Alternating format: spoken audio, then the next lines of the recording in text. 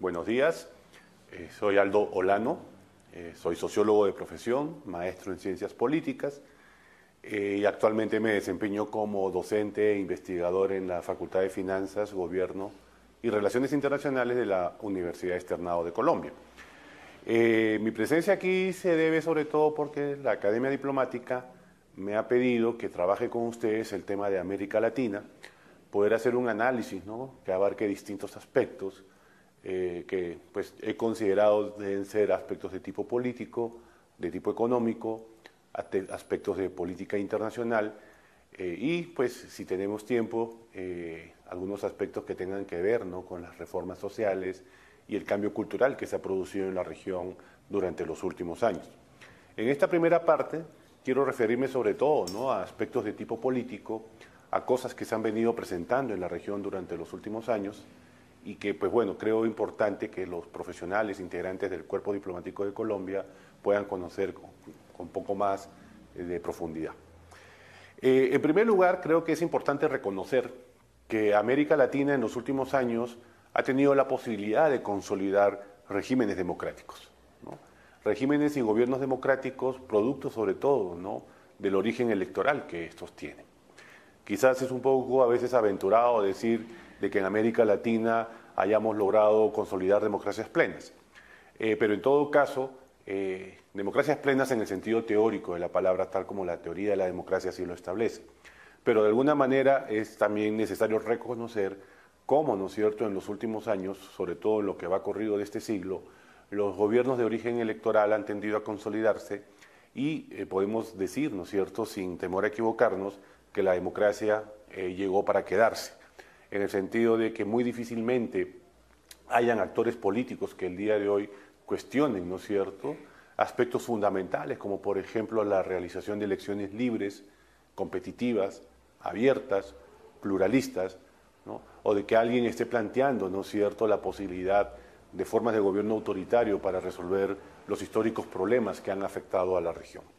En tal sentido, creo que la primera constatación que tenemos que hacer es de cómo en América Latina los gobiernos de origen electoral, las democracias que tenemos, han logrado consolidarse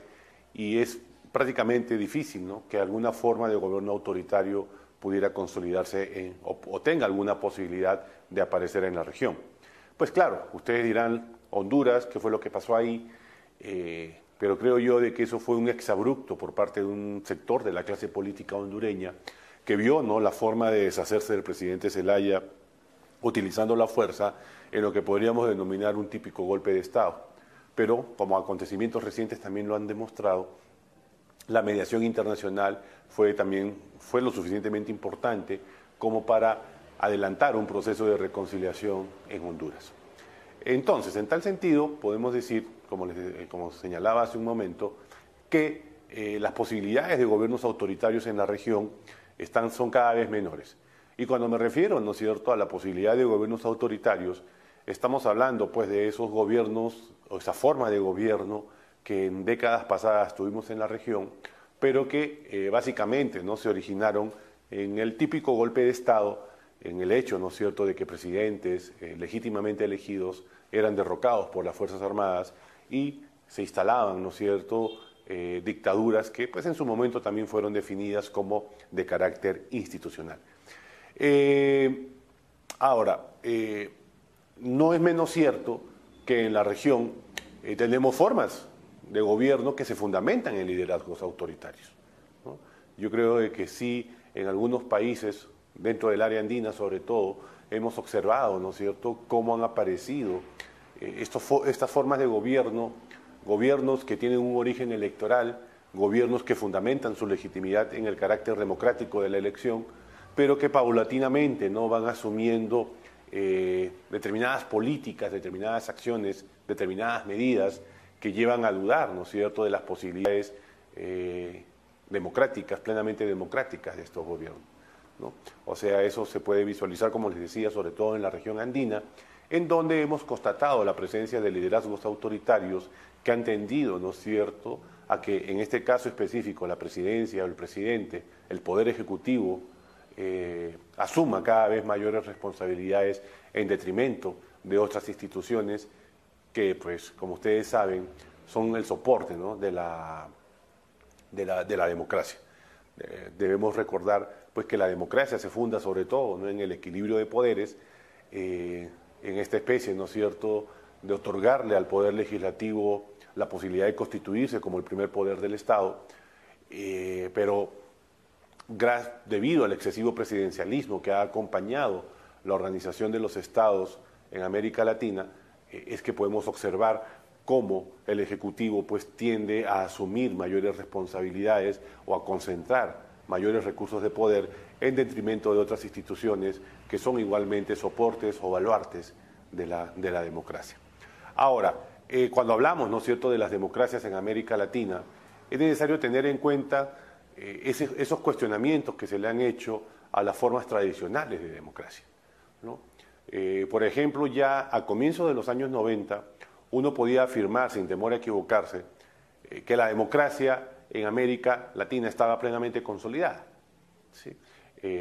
Después de un largo periodo, ¿no?, de dictaduras, las últimas en irse fueron justamente en 1990, la de Augusto Pinochet en Chile, la de los militares en Brasil. Luego de ese largo ciclo autoritario, ya para 1990 podríamos afirmar, ¿no es cierto?, que la democracia estaba en América Latina, pero claro, eran democracias bajo asedio, eran democracias que tenían que lidiar aún con los remanentes autoritarios, lo que el politólogo chileno Manuel Antonio Garretón definió como los enclaves autoritarios,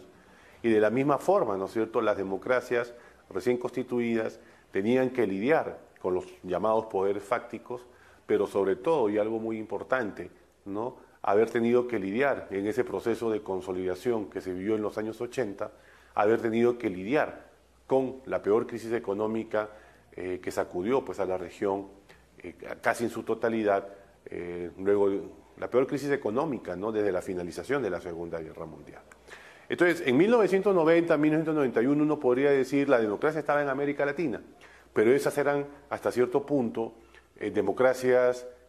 como un sociólogo peruano lo definió, Jorge Parodi, democracias vacías, en el sentido, digamos, de que si bien es cierto en términos políticos, las democracias como tal se habían logrado constituir, aún era muy difícil hablar de que esas democracias pudieran haber llevado adelante proyectos para darle contenido, ¿no?, a esta forma de administrar el gobierno, fundamentada, pues, como les digo, en principios de carácter democrático.